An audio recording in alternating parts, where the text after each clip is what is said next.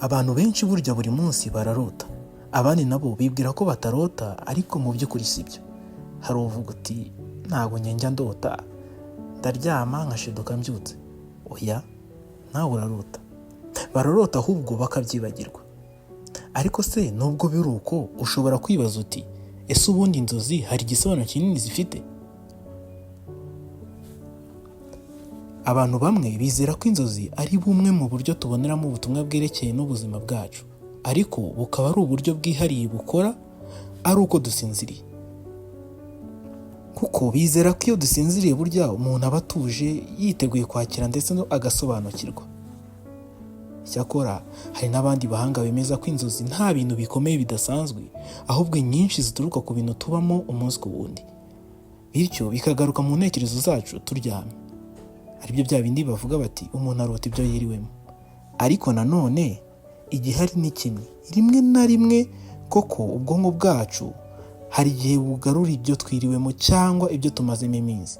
Ariko nanone hari igihe mu nzozi haziramo ubutumwa kuko hari ibiza ntumenye n'impamvu yabyo kuko uba utarigeze ubitekerezaho n'umunsi n'umwe. Bamwe bemeza ko aribwo buryo bwo kwibona mu mpande zose tutabasha kubona mu buzima busanzwe. Ariko se kuba umuntu yarota umuntu utakiriho byo bisobanuye iki? Hari benshi bibaho. Hari abantu benshi bagiye batanga ubuhamya, bagiye barota ba se, ba nyina bapfuye, yewe hanashize igihe kinini cyane. Hari n'uwo twigeze kuganira ambwira ko yigeze kubona se mu nzozi amubwira guhunga kuko hari icyago cyari kigiye gutera, kandi koko ngo hashize igihe agace bari batuyemo karaterwa. Urumva rero uwo muntu ntabwo wamwumvisha ko ubwo butari ubutumwa yahawe na se.